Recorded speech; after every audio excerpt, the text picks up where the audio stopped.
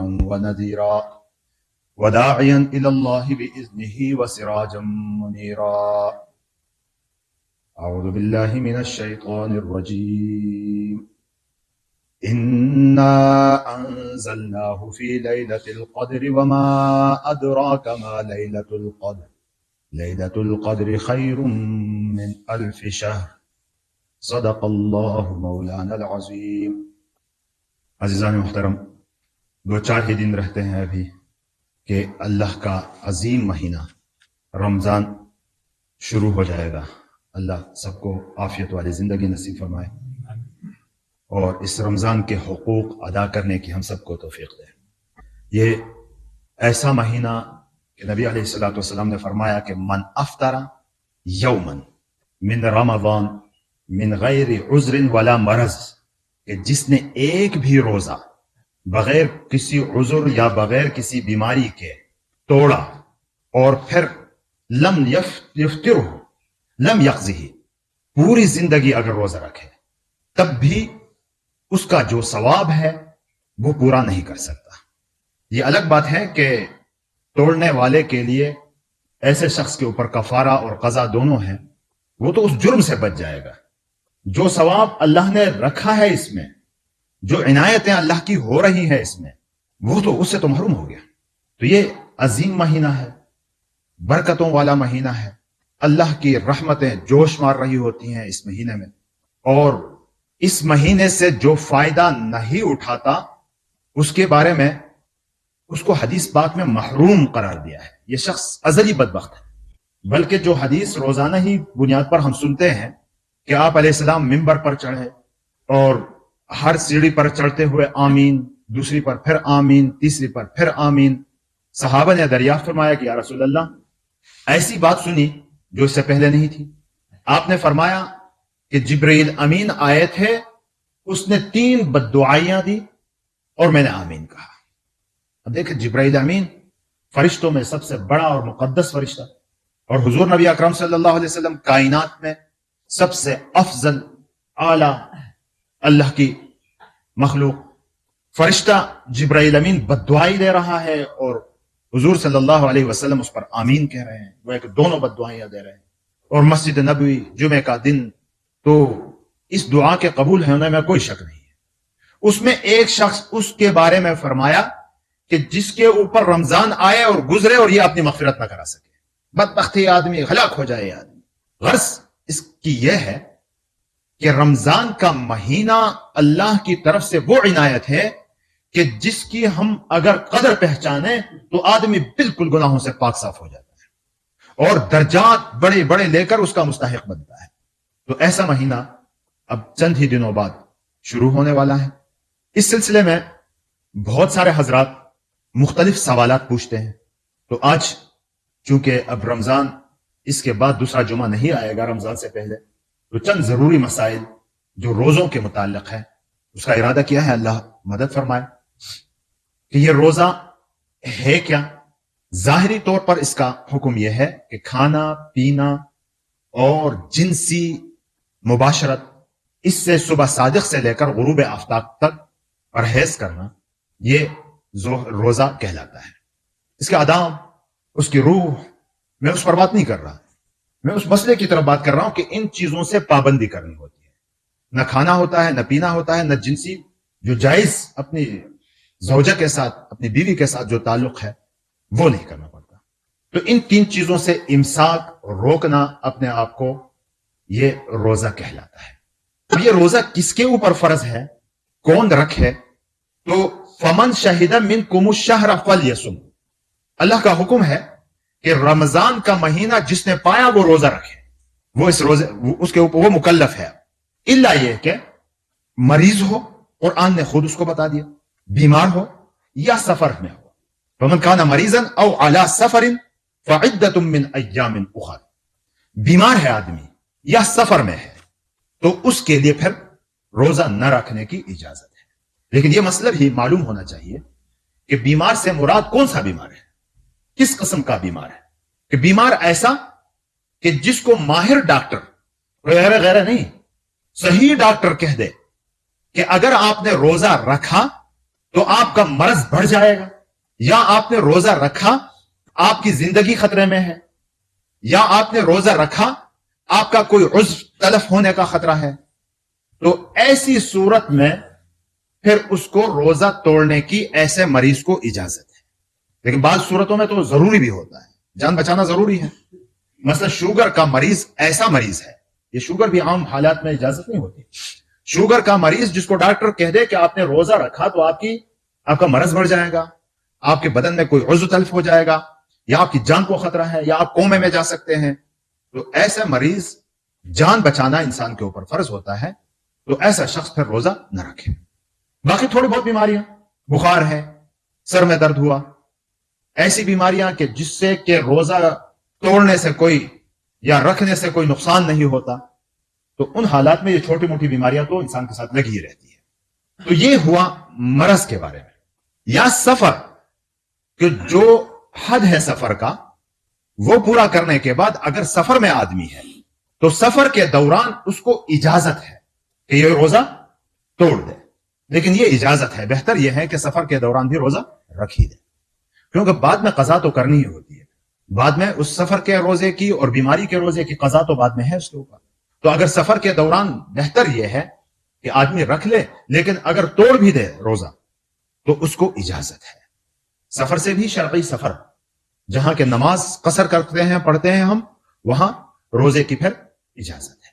تو ایک بات تو یہ ہوئی کہ آدمی بیمار ہو یا سفر ہو تو اس کو قرآن نے خود استثناء کیا ہے کہ یہ بندہ روزہ توڑ سکتا ہے۔ جو روزہ رکھنے کا جو کہا گیا ہے تو اس کے شرائط میں یہ ہے کہ آدمی مسلم ہو، عاقل ہو، بالغ ہو۔ کافر کے اوپر تو روزہ ہے ہی نہیں، لہذا مسلمان ہے۔ عاقل کا مطلب یہ ہے کہ مجنون اور پاگل نہ ہو، مجنون ہے کوئی، پاگل ہے تو اس کے اوپر روزہ وہ اس کا مکلف ہی نہیں ہے، اور بالغ ہو۔ اس چیز کو سمجھنے کی ضرورت ہے۔ بالغ سے مراد کیا ہے؟ بالغ ہم کسے کہتے ہیں؟ بالغ لڑکوں میں وہ ہوتا ہے جس کو احتلام ہو جائے، یعنی اس کے اوپر غسل واجب ہو رہا ہے، تو اس عمر تک بچہ پہنچ گیا تو اب یہ مکلف ہے، اب اس نے روزہ رکھنا ہے، اب روزہ توڑنے کی کوئی گنجائش۔ اس سے پہلے جو روزہ رکھے وہ اس کی تربیت کے لیے تھے، اس کا عادت بنانے کے لیے ہے، لیکن اب جو روزہ اس کے اوپر ہے یہ اس کے اوپر اب فرض ہے، اب اس کو توڑنے کی اجازت نہیں ہے۔ تو بالغ لڑکوں میں یہ کب ہوتا ہے؟ اور لڑکیوں میں کیا ہے؟ بچیوں میں جو جس کو مینسس کہتے ہیں یا پیریڈز آنا شروع ہو جاتے ہیں، اس کے ماہواری حیض، یہ جب بھی شروع ہو گیا تو اب یہ مکلف ہو گئی، اس کے اوپر روزے فرض ہو۔ تو لڑکوں میں اور لڑکیوں میں جو چیز ہے، جو علامت ہے بلوغ کی، لڑکے میں یہ ہے کہ وہ احتلام ہو، اور لڑکی میں یہ ہے کہ اس کے ماہانہ پیریڈ شروع ہو جائے اس کے، اب یہ بالغ ہے، اور بالغ مکلف ہے، اس نے روزہ ہر حالت میں رکھنا ہے، مرض اور سفر کے علاوہ کوئی اجازت اس کے لیے پھر نہیں ہے۔ بعض دفعہ پوچھتے ہیں کہ ان کی عمریں کیا ہوں، تو اس میں عمر کی بات نہیں ہوتی۔ لڑکیوں میں 9 سال سے لے کر 15 سال کی عمر کے درمیان یہ ہوتا ہے۔ کوئی بچی بہت زیادہ صحت مند ہے تو 9 سال میں بھی بلوغت کو پہنچ جاتی ہے، بعض بچیاں 10 سال میں پہنچ جاتی ہیں، بعض بچیاں 12 سال میں پہنچ جاتی ہیں۔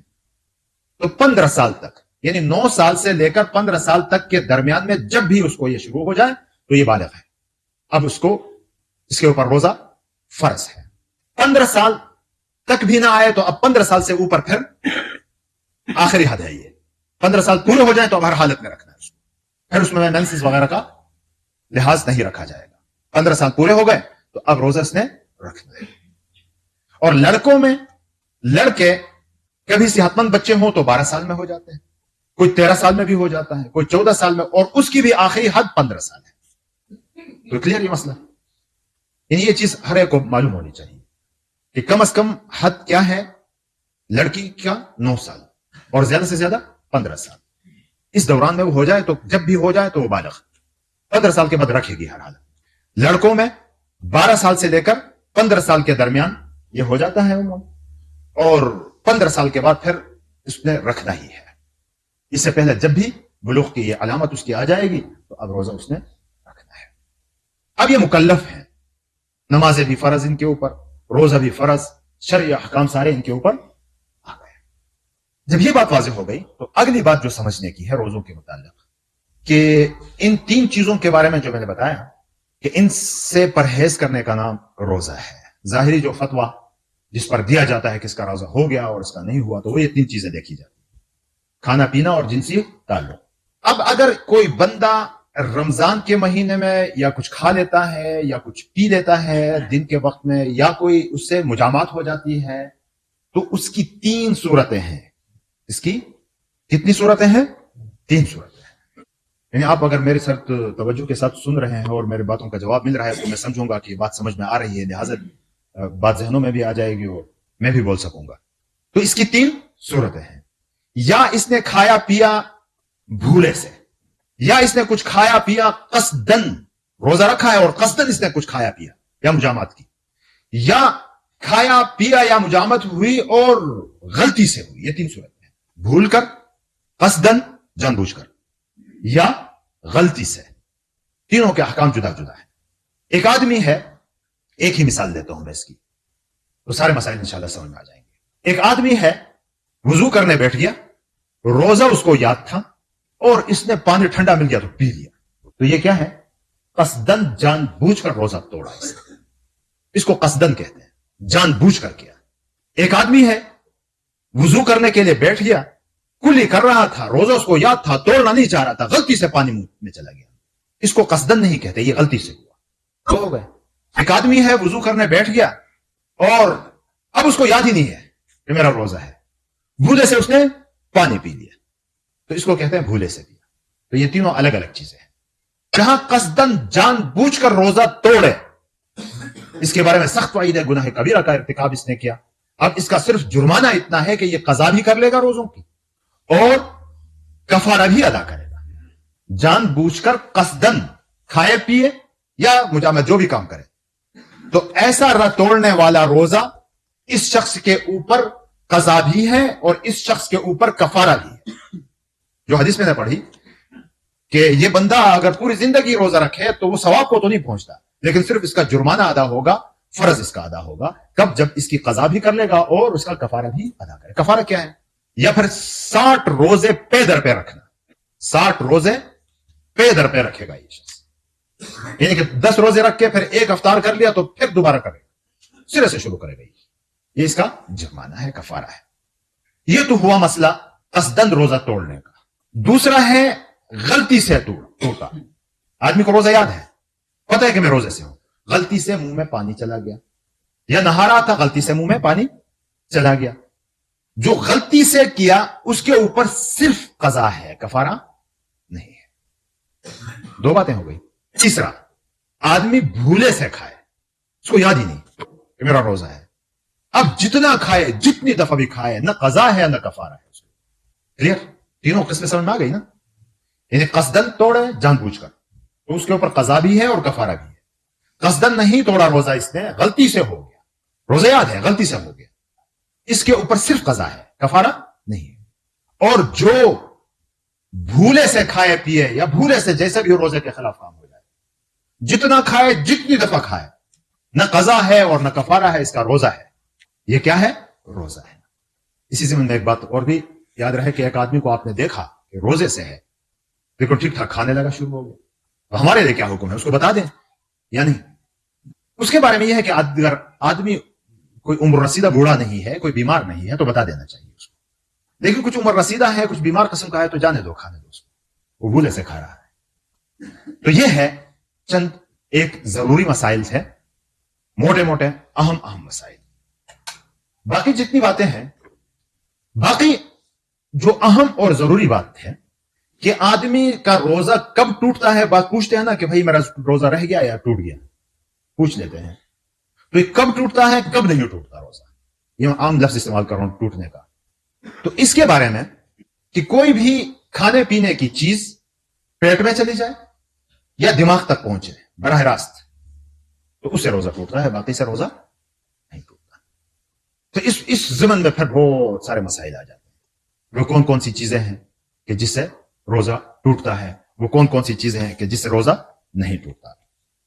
احتلام ہو جائے، دن کے وقت سو گیا، احتلام ہو گیا، روزہ نہیں ٹوٹتا.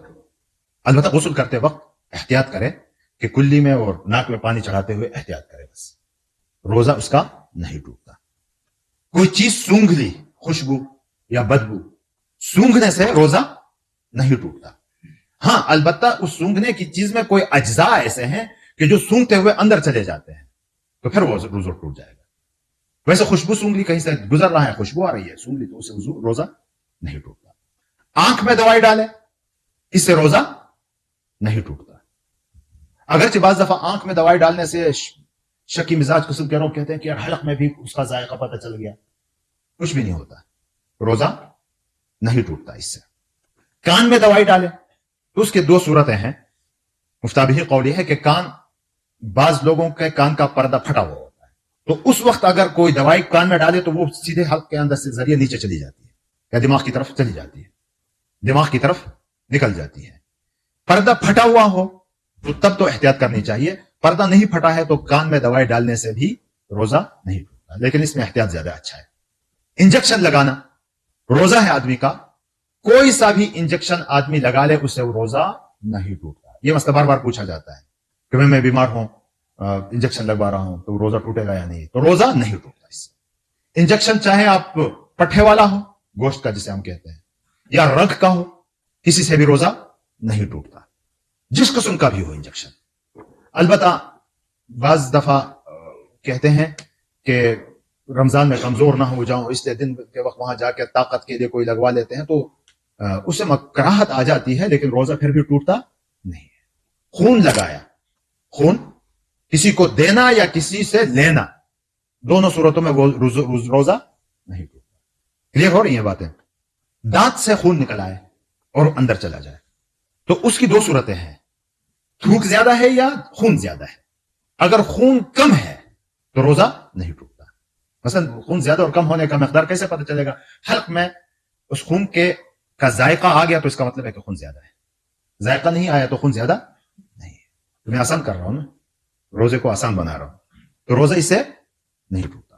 دانتوں کے بیچ میں کوئی ذرہ پھنسا ہوا ہے کھانے کا، اور وہ روزے کی حالت میں دانت سے نکل گیا اور اندر چلا گیا، تو اس صورت میں اگر یہ چنے کے دانے کے سے کم ہے پھر تو نہیں ٹوٹتا۔ باہر سے نہیں کھایا ہے، یہ دانتوں کے بیچ میں، منہ کے اندر یہ چیز ہے، اس کی بات بتا رہا ہوں۔ چنے کے دانے سے کم ہے مقدار میں تو اس سے بھی روزہ نہیں ٹوٹتا۔ راستے میں چلتے ہوئے دھواں ہے، آنکھیں پڑ گیا اور اندر چلا گیا تو اس سے بھی روزہ نہیں ٹوٹتا۔ دھول مٹی ہے، راستے میں چلتے چلتے آدمی منہ کے اندر چلا جائے تو اس سے بھی روزہ خراب نہیں ہوتا۔ بعض ایسی چیزیں جو کھانے پینے کی نہیں ہے، غلطی سے اندر چلی جاتی، کھیت کی طرف نکل گیا کوئی مکھی یا مچھر اندر چلا گیا منہ کے اندر، اس سے بھی روزہ نہیں ٹوٹتا۔ وہ کھانے پینے کی چیزیں نہیں ہے، وہ غیر عادی چیزیں ہیں۔ بعض دفعہ مریض کو آکسیجن لگایا جاتا ہے، تو آکسیجن میں اگر دوائی کے اور دوسرے ذرات نہ ہو، صرف محض آکسیجن ہو تو اس سے بھی روزہ نہیں ٹوٹتا۔ ہاں بعض دفعہ ایسا ہوتا ہے کہ اس میں وینٹولین وغیرہ قسم کی چیزیں ڈالی جاتی ہیں تو وہ ذرات اندر لے جانا پڑتا ہے، اس سے ٹوٹتا ہے، اجزاء اندر چلے گئے۔ تو یہ بات بھی کلیئر۔ ایک اور چیز جس کے بارے میں عام طور پر سوال ہوتا ہے، پوچھتے ہیں لوگ، شکی مزاج قسم کے لوگ کہتے ہیں کہ ہمارا روزہ اس سے خراب ہے، حالانکہ روزہ خراب نہیں ہوا ہوتا ہے، وہ ہے الٹی۔ الٹی آ جاتی ہے، صرف دو صورتوں میں روزہ ٹوٹتا ہے، باقی کسی بھی صورت میں روزہ نہیں ٹوٹتا۔ ایک کیا ہے؟ ایک صورت یہ ہے کہ آدمی الٹی کرے اور منہ بھر کر ہو۔ منہ بھر کر کا مطلب کیا ہوتا ہے؟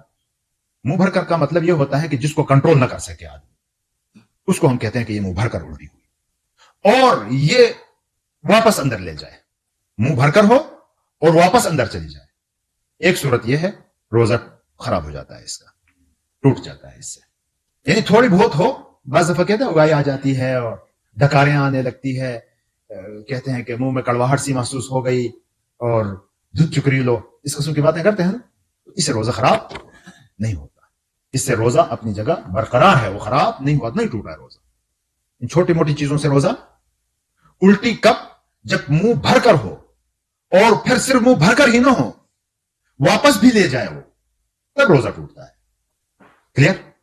اور ایک صورت یہ ہے کہ یہ الٹی خود آئی تھی، ایک صورت یہ ہے کہ آدمی الٹی انگلی باقاعدہ منہ میں ڈال کر یا کسی ایسے انداز سے الٹی کر دیتا ہے، تو اس صورت میں واپس نہ بھی جائے، منہ بھر کر ہو گئی تو اب روزہ ٹوٹ جائے گا۔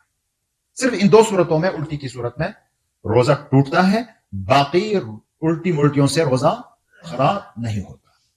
یہ چھوٹی موٹی کہتے ہیں منہ میں کچھ ایسا محسوس ہوا، میرا ڈکاریں آنے لگی اور اس سے میرا روزہ خراب ہو گیا، اس سے روزہ خراب نہیں ہوتا۔ دو صورتیں کون سی ہوئی کہ ایک تو یہ ہے کہ خود سے الٹی آ گئی لیکن منہ بھر کے آئی اور پھر واپس نکل رہا ہے، ایک صورت خود سے نہیں آئی، انگلی ڈال کر یا کسی بھی طریقے سے منہ میں انگلی گلے میں ڈال کر الٹی کی اور وہ منہ بھر کر ہوئی، کم تھوڑی بہت سے پھر بھی نہیں ٹوٹتا، اور وہ منہ بھر کر ہو گئی، تو ان دو صورتوں میں اس کا روزہ جاتا رہا، اس کا روزہ خراب ہو گیا۔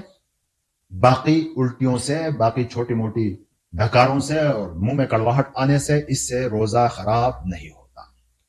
بعض ایسی چیزیں ہیں، اوپر بھی میں نے بتا دیا کہ ناک میں دوائی ڈالنے سے روزہ ٹوٹ جاتا ہے، کیونکہ ڈائریکٹ معدے کی طرف چلا جاتا ہے۔ ناک میں دوائی ڈالنے سے روزہ ٹوٹ جاتا ہے۔ انہیلر استعمال کرتے ہیں، جو دم کوتاہی جس کو ہم کہتے ہیں، دمے کا مریض ہوتا ہے تو اس کو ڈاکٹر انہیلر وہ جو چیز سونگھنے کے لیے دیتا ہے وہ استعمال کرے، چونکہ اس میں دوائی کے ذرات ہوتے ہیں، اس لیے اس سے بھی روزہ ٹوٹ جاتا ہے۔ کان کے بارے میں پہلے بتا دیا کہ اگر پردہ پھٹا ہوا ہے تو ایسی صورت میں احتیاط کرنی چاہیے، دوائی کان میں پھر نہ ڈالے آدمی۔ ایک اور چیز ہے، رمضان میں دو ہی اوقات بہت اہم کہلاتے ہیں، ایک سحری کا اور ایک افطاری کا۔ تسحروا، حضور صلی اللہ علیہ وسلم نے فرمایا کہ سحری کھایا کرو۔ اللہ رب العزت نے اس میں برکت رکھی ہے، سحری میں برکت ہے۔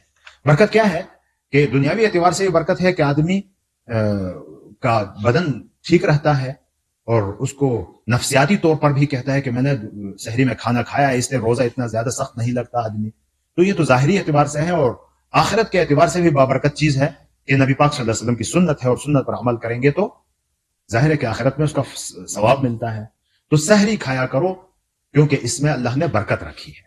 اور سحری کے بارے میں چند باتیں یاد رکھنی ہے کہ اتنا زیادہ کھاتے ہیں کہ دن بھر ڈکاریں آتی ہیں۔ بھائی ضرورت کے مطابق کھانا چاہیے، لیکن زیادہ کھائے تو روزہ خراب نہیں ہوتا، روزہ خراب نہیں ہوتا، لیکن میں فائدے کی بات بتا رہا ہوں کہ ضرورت کے مطابق کھا لیں، اور اس میں اتنا زیادہ کھانا کہ پیٹ پھولتا رہے، اور یہ وہ کہتے ہیں نا کہ آپ اونٹ نہیں ہیں کہ اس کو ذخیرہ کر لیں، وہ اپنے ٹائم پہ ہضم ہو کے ختم ہو جاتا ہے، تو اپنی ضرورت کے مطابق اس کو کھانا چاہیے۔ اور سحری کے بارے میں یہ ہے کہ سحری آدمی، تو سحری جو آدمی کرتا ہے سحری کے بارے میں کہ اس میں سنت یہ ہے کہ تاخیر سے کرے، یہ نہیں کہ رات کے سونے سے پہلے یا سونے کے اٹھ کے 12 بجے 12:30 بجے ہی سحری کر لی، تاخیر مسنون ہے۔ حضور صلی اللہ علیہ وسلم کی سحری کے بارے میں آتا ہے کہ آپ علیہ السلام جب سحری کر کے فارغ ہو جاتے تو آذان اور سحری کے درمیان کوئی 40-50 آیتوں کی تلاوت ہو جاتی تھی۔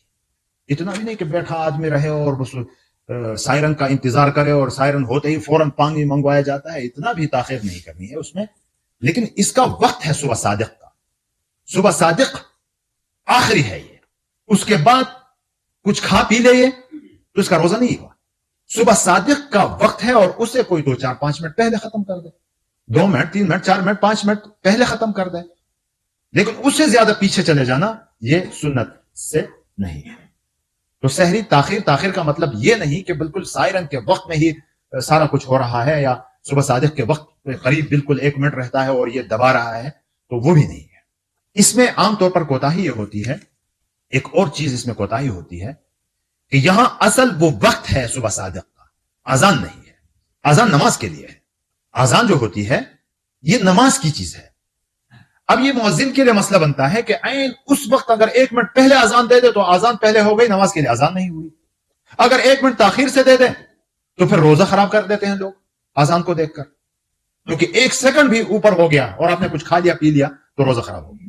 تو یہاں آج کل کے زمانے میں تو بڑی آسان ہے، پرانے زمانے میں مسئلہ ہوتا تھا، اس لیے اس زمانے میں اذان بڑی احتیاط سے دی جاتی تھی، بالکل عین وقت پہ دی جاتی تھی۔ آج کل سہولت ہے، لہٰذا اذانوں میں مسجدوں میں بھی آپ دیکھیں گے تو اس کا کوئی خیال نہیں رکھتا، کیونکہ ہر ایک کے پاس وہ کیلنڈر جدول لگا ہوا ہے گھروں میں، ٹائموں کا پتہ ہے، گھڑی ہر ایک کے پاس ہے، اور موبائل ہر ایک کے پاس ہوتا ہے، وقت کا بھی کوئی مسئلہ نہیں، وہ جدول بھی لگا ہوا ہوتا ہے، نقشہ۔ تو ان تمام چیزوں کو دیکھ کر آدمی خود ہی دیکھ کے اس کے مطابق اپنا روزہ بند کرے۔ اسی طرح افطاری، افطاری میں بھی حکم یہ ہے کہ افطاری میں جلدی کیا کریں. جلدی کا مطلب یہ نہیں کہ غروب آفتاب سے پہلے کر لیں. غروب آفتاب کے بعد جب یقین ہو گیا کہ اب غروب آفتاب ہو گیا ہے، اس کے لیے بھی آج کل کے زمانے میں نقشے لگے ہوئے ہیں. ہر ایک کے پاس نہیں ہے تو لے لے، اپنے گھروں میں لگا لے. وہ رمضان کے مہینے میں الگ سے بھی ملتے ہیں. تو اب ٹائم داخل ہونے کے بعد مزید بہت زیادہ تاخیر کرنا، یہ کہتے ہیں کہ یہود و نصارہ اپنے روزوں میں کرتے تھے، اس لیے ہمیں یہ حکم نہیں ہے. اور افطاری اور سحری، ان میں ایک مسئلہ یہ بھی یاد رہے کہ اگر افطاری آپ سمجھ رہے تھے کہ ٹائم ہو گیا ہے، کھانے کے بعد پتہ چلا کہ ابھی تو ٹائم 2-4 منٹ باقی ہیں، تو چونکہ یہ قصدن نہیں کیا ہے، غلطی سے ہوا ہے، اس لیے وہ غلطی والا مسئلہ یہاں آئے گا کہ اس کو قضا کرنی پڑے گی، بعد میں اس کا روزہ ٹوٹ گیا.